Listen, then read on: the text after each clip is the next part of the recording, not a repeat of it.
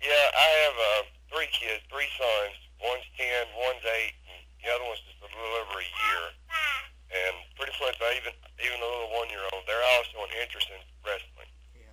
So my 10-year-old, he's actually progressing quite well.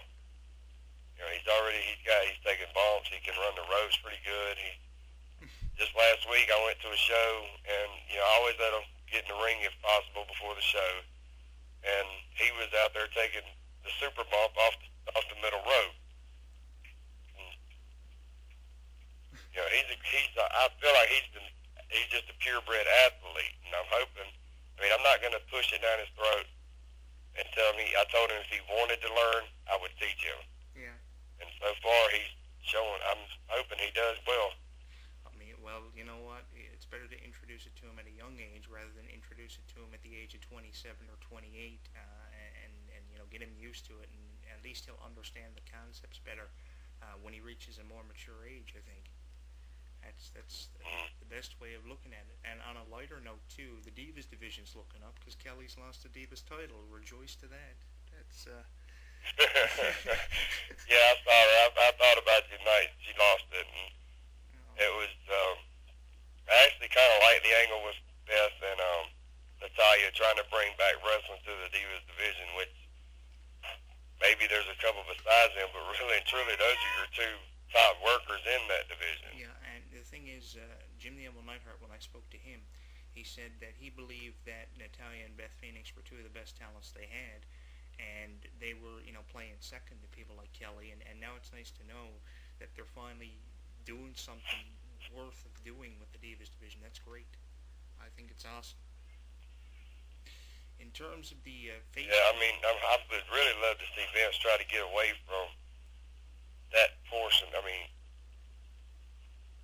Even in TNA, though, they got this big Wrestling Matters, and don't get me wrong, I got respect for anybody that wrestles for either one of those companies, because obviously they're doing something right. yeah, But it really irritated me the other night when TNA, with this big Wrestling Matters program they've got pushing, and they do a 44-minute promo at the beginning of their show, and then their main event was 7 minutes with Kurt Angle losing the heavyweight title.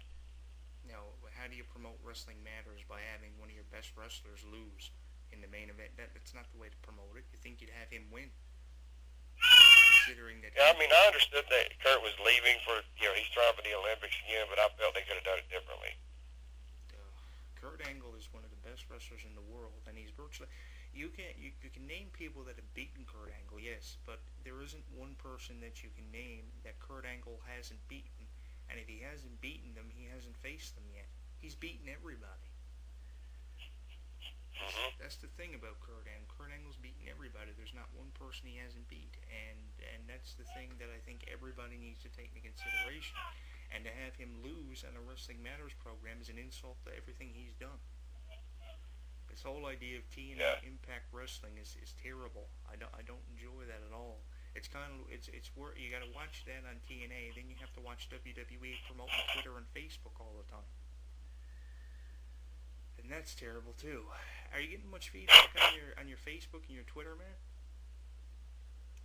I don't even have a Twitter, Okay. and I do have a Facebook page that I mainly use for contacts, and I do a little promotion, but I'm not on it as far as putting, like a lot of people put out their whole truth about their whole life and everything, and I don't do all that. No.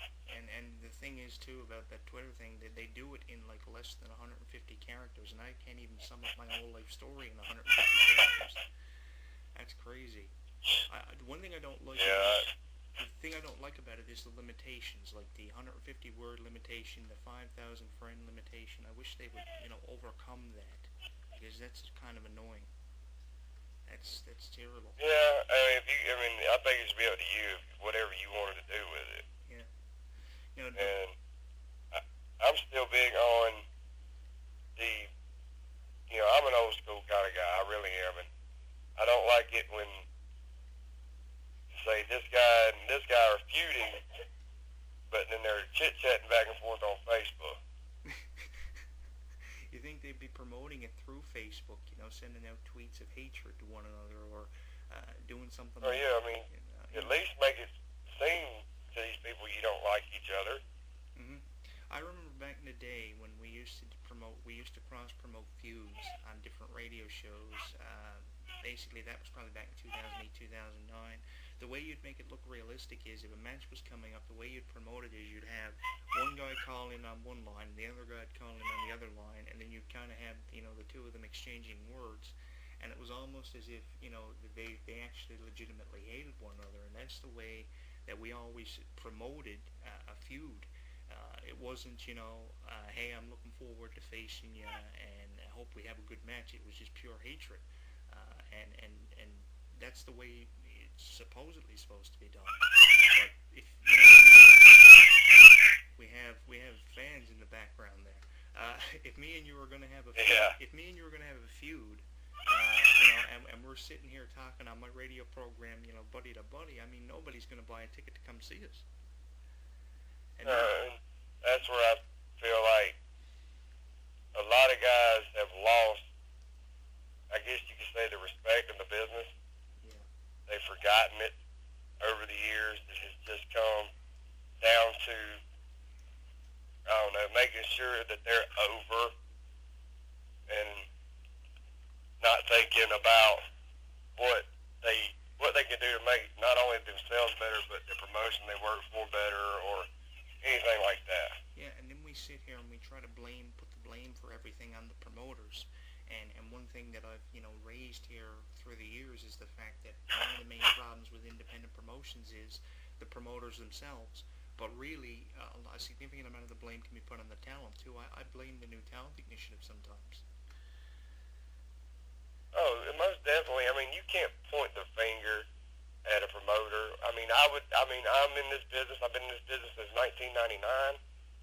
I'm not going to say that I've not done, but like I said, I've been doing this for a long time, and if any wrestler listening to this right now can hear anything from me, it would be this: stop worrying about yourself. I see guys posting on Facebook all the time, if you don't have real gear, don't get in the ring, and blah, blah, blah. I understand that gear makes us different. It is important, but we also know that gear is expensive. It is. And, if you really break it down, instead of hating on this young kid who does maybe have on spandex he bought at Walmart or workout pants, and instead of hating on the young kid, why don't you try to help him? Exactly. But the thing is, too... If he's got heart for the business, instead of hating on him and going, oh, you suck because you don't have gear, trust me, there are thousands of independents out there who have gear and they absolutely suck. Yeah, and something else too, I really wish YouTube would flag a lot of these videos. The option to flag a certain video, if it details inappropriate content and stuff, is there, but YouTube never responds or never takes any of this stuff down, and as long as they keep it up there, this stuff is going to continue, and like, me and you are kind of putting a shout out to, YouTube to kind of flag the backyard stuff, right? Yeah, you look at it from the vantage point of none of us are going to be professional wrestlers forever. We all have a timeline. Yeah. Some never let go, like Ric Flair. I feel like he's an embarrassment to himself because of him still trying to be in the game. Yeah. But sooner or later, these young guys coming up, they're going to replace us. Exactly. Now, would you rather have a guy coming in that you've taught and respect and taught him how to do the right things, or would you rather have these guys going out there cutting seven flips into the air and all these stupid little spots and getting their necks broke? And then they turn around and they kill the cruiserweight division. Like, cruiserweights are supposed to be the next thing. It's crazy. They kill the cruiserweight division. Yeah, I've been a cruiserweight champion on multiple occasions for multiple promotions. Mm-hmm. But, yeah, I do some high flying, but you don't have to do that. These guys go out there and they cut the 450s and the 630s and whatever you call them, and don't get me wrong, they're awesome maneuvers.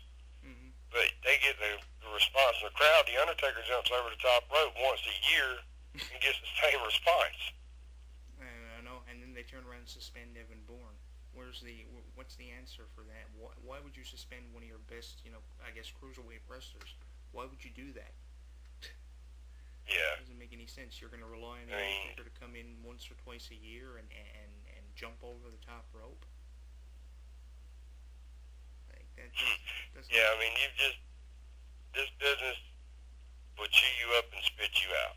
Mm-hmm. You've been around a long time. I mean, everybody's pretty much talking about the Scott Hall E60 video. That's a prime example of what this business will do to you if you let it. It will destroy you. It will drive you mentally insane. It's like a rock star. It's like, say, for example, I don't know, Chad Kroger or the Demi Lovato situation even. It drives you completely crazy, and you just have to know how to handle it. And when you're working with people who don't know how to handle it, it generally rubs off on you, and it's really crazy. Really fucked up. Yeah. I mean, we're ready... This business is worse than crack. I mean, you get addicted. You do. I mean, I've been beaten up, bruised, I've bled, broke bones, and every single time, as soon as I can, I'm lacing my boots right back up. Yeah, and that's the crazy thing about it. It was once said in a wrestling documentary, the